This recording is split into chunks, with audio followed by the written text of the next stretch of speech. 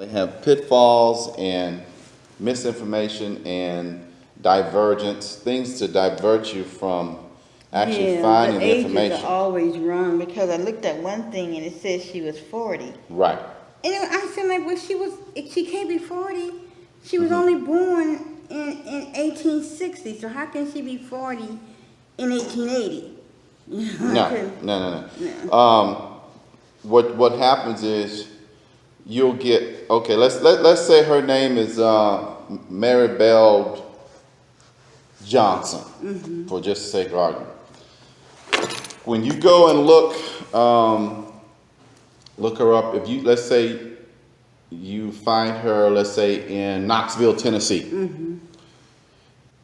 When you go and do a search, it'll pull up a Maribel Johnson in New York. In New York, it'll pull one up in Alabama. It'll pull, they're all. So what you have to do is you have to focus on the one that was, if you know she came from Knoxville, Tennessee, she may have come there, but that's not maybe the way she was born. She may have been born somewhere else and got there and then left there and came here. Yeah, okay. So she was born in Arkansas. She was born in Mississippi, but I can see her information in Arkansas, but I can't see, because I don't have her maiden name. If I had her maiden name, I can find her in Mississippi. Okay. But I can't find her. I mean, I've tried to go several different ways.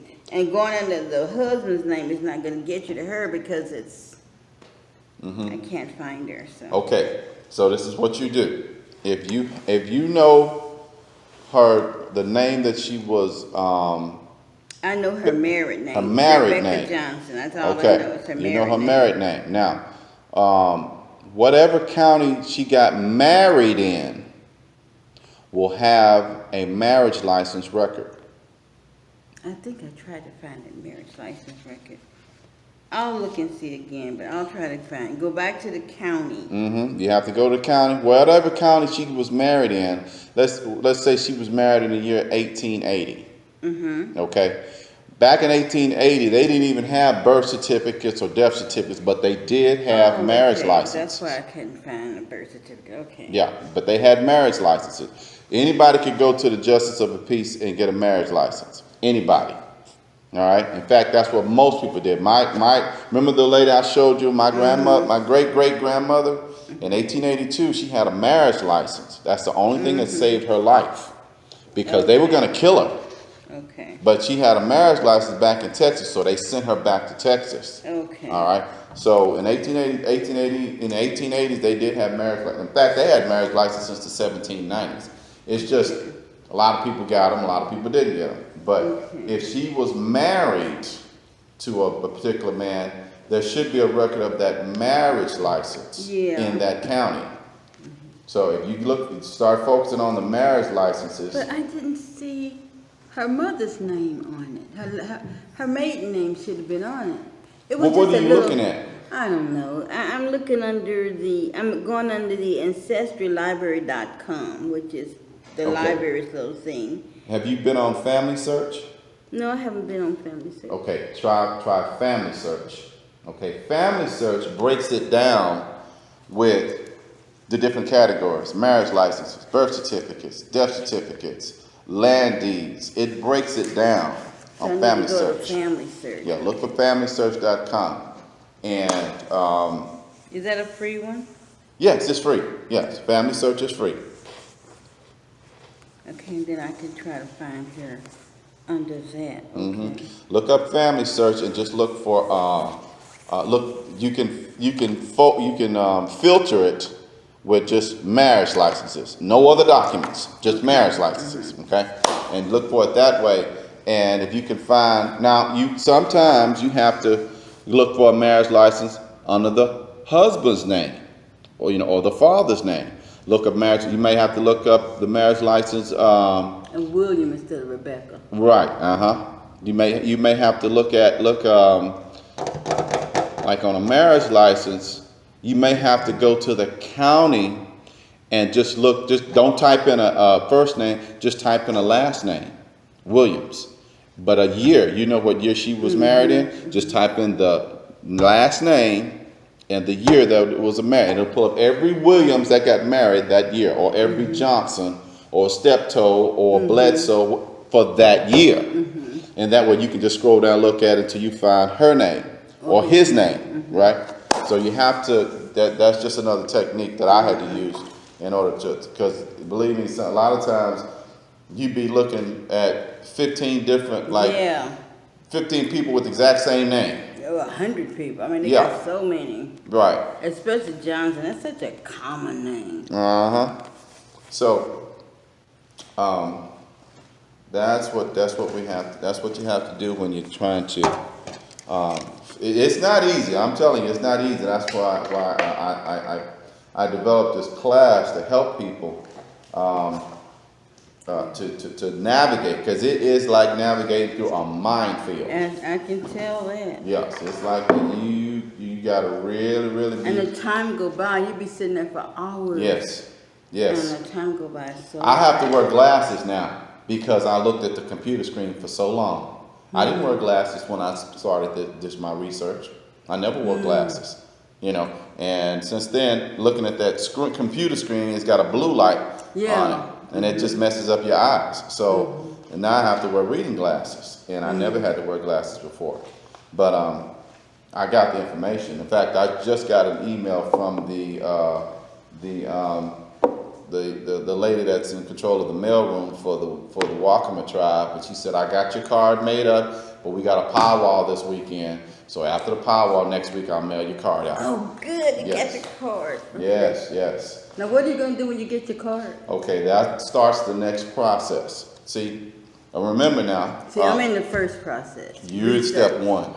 You're step one. Step one is research. Info gathering, documentation gathering, research. So now there are two ways to get your Indian citizenship where you are recognized as a Native American, okay? The first step is going through the front door. That's the way that they say, okay, this is our procedure for the United States government, okay? And that procedure works. Okay. Let's look at it like this. It's let's call it the front door. Okay. Process. Okay. This front door process only works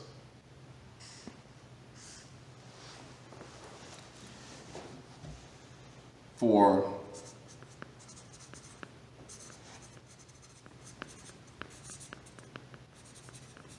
European Indians. Oh, okay. For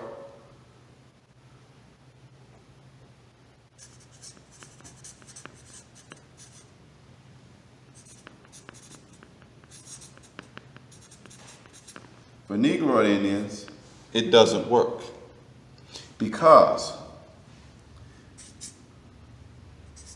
it works for them, yes. It works for us, no.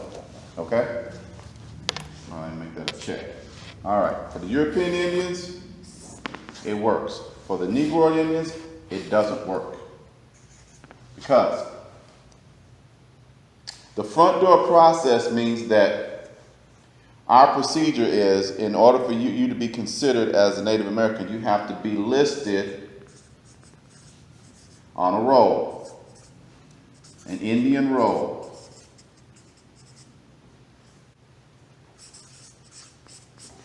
Here's the problem. The Indian rolls only put Europeans on them. So then you wouldn't be on it. They're not going to put you on there. You remember when I showed you the document, the packet for Melinda Lawson? Is that the Dawes roll? The Dawes roll. That's what they're talking about. The Dawes roll. Okay, the Dawes roll, remember, is for the 5 civilized tribes. That's the Dawes roll. Now that is your Cherokee, Choctaw, Chickasaw, Creek and Seminole.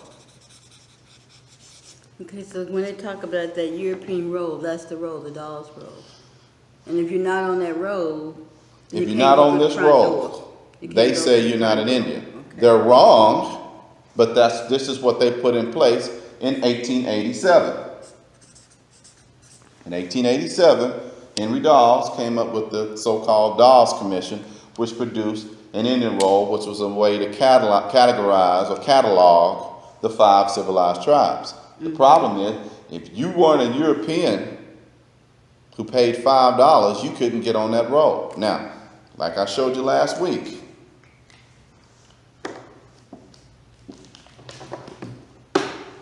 let's see if I got it right here. Yeah, here we go. Here we go. This lady named Melinda Lawson was a full-blood Choctaw Indian. All right, she's full-blood Choctaw. This lady right here. But she wasn't on that road. She applied for it, and they interviewed her. Okay, they interviewed her, and I read you. This is the packet that came with it. I read it. Okay, and she said she was a full-blood Choctaw, Right. and her father's name was mother both. both mother and father, and her father's name was Indian Tom. All right, now Choctaw, and I'm glad that that Choctaw was the tribe that she was a member of, because now if you go to the tribe today, and I'm going to prove how this is wrong, how they manipulated information and who's on there. Now, she said she was full-blood Choctaw, right? These, put this for the camera. These are Choctaw Indians. I remember those. Okay, these The 3 boys. brothers. It says plain and simple that they're full-blood Choctaw. Full-blood. Now, how is it full-blood Choctaws, full-blood Choctaws cannot be on the Dawes roll? How? Maybe their parents didn't sign up or something. Here's the key. What happened was, like when Melinda Lawson filled out this roll, this questionnaire, to be put on. This is a questionnaire that comes along with the application to be put on the Dawes roll. You put on there, yes, I'm answering truthfully and correctly that I'm a full-blood Choctaw. My father's name was Indian Tom. The person that's filling it out The interview says that questionable. no, she's not a Choctaw. So if you look like this, or this, they're not going to put you on it. They did not put you on there. They did not put you on there. The Cherokee went one step further, and they said if you look like this, you would be considered a freedman, which is basically a slave of the Indians. But if they were Indian, why would they have to be freemen? Why couldn't they just be? There's no such thing as a slave of an Indian, because the Indians didn't have slaves. That's what I'm saying. So how could they say freedmen then? How could the Cherokee? What they did was, again, they made the Europeans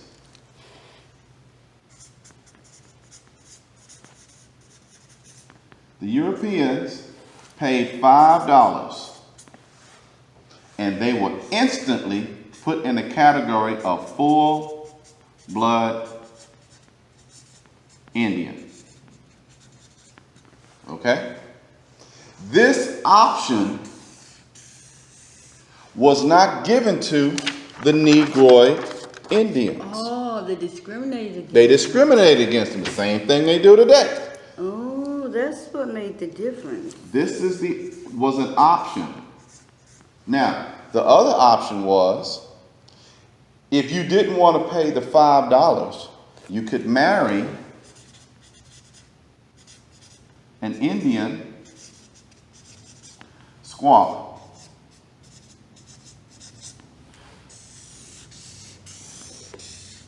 Okay, this is option 1, this is option 2.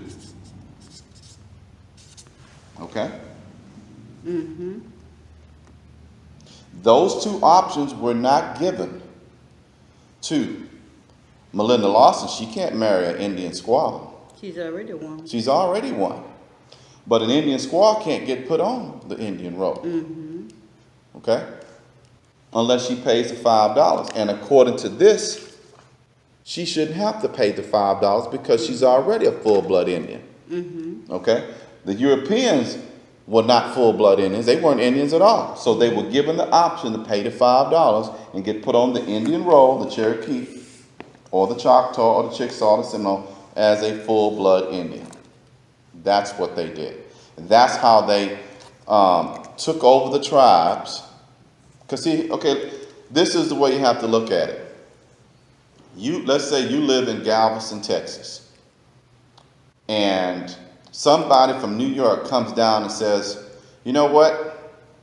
If you want to be, I'm taking over Galveston. If you want to be listed as a Galvestonian, a person that lives here, you got to come and pay my $5 to be put on the roll that I'm creating. I'm from New York, and I'm coming to Galveston. I'm going to buy the island, and I'm going to make it, I'm going to give you an option where you can get put on the roll as a resident of Galveston. However, if you don't have the $5, you don't get put on there, even if you live here. Live there. Unless you live, even if you live there, you're not going to get put on there. Okay. That's exactly what happened when the Europeans took over the tribes. They took over 5 civilized tribes, and they made up an Indian roll. The Cherokee didn't make up a Cherokee roll. The Choctaw didn't make up a Choctaw roll. The Chickasaw didn't make up a Chickasaw roll. The Europeans made up their rolls and said, okay, I'll pick who I'm going to put on there. That's what they did. And that's why It just seems like to me the Indians should have had something when all the people listed on it. they look at it and get shot. But I mean, they lived there for years and they didn't keep account of who was there and who was not. They didn't worry This is about their the land. census. They don't have to. Who do they have to report Okay, to? they don't. They don't. They're do things- indigenous. Yeah, they don't do things the way They don't we do things the way the Europeans. Yeah, they didn't care. I mean, No. they knew you They because knew you lived you. in the village and they saw you all Yes. the time, and Yes. and you wore the same clothes, the same head feather, the same. So you would just they didn't keep a roll of this person was born, she had these children. That's European stuff. That's a European. That's a Okay. European profile. Indians said, "Hey, do you know the language? Yahweh, Yahweh Shai. They spoke the same language. He's an Indian. That's it." Europeans come up. No. You got to be put on a roll. You ain't on that roll. You ain't But getting they nothing. only did that to try to keep count of how many it was. The way you control, you can't, the first step in controlling is cataloging. Whenever you want to control a group of people, you got to catalog them first and know who's there. They want to know who you are, how old you are, where you come from, how did you get there. Just like the slave masters, they Thank kept you. rolls on. They kept rolls on. Yes. This people belong Yes. to me. I paid $50, and you pay $100. Exactly. Yeah, they bought It's them the slaves same. and they traded. Yeah, The Dawes roll is the same thing, listed on Indian. it was just done for Indians instead of blacks. It was done for the whites. Yeah, but they did it to the Indians the same way they did it to the blacks. Manipulated and controlled. You're halfway right. The blacks were the Indians.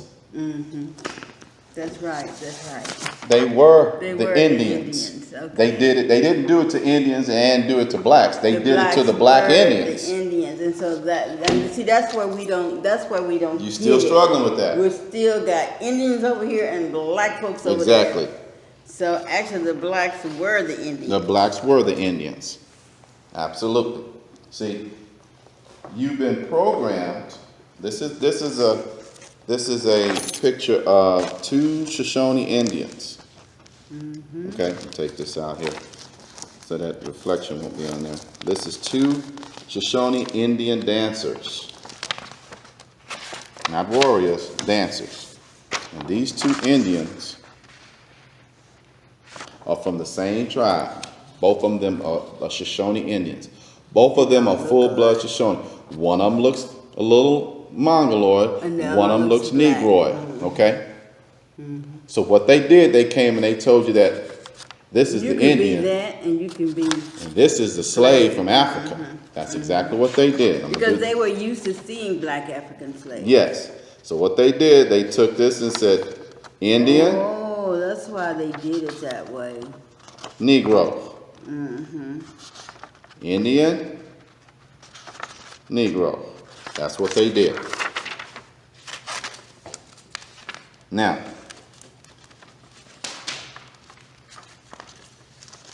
there's a scripture in the Bible, and I always refer back to it because it explains to you why they did this the way they did. It's called crafty counsel.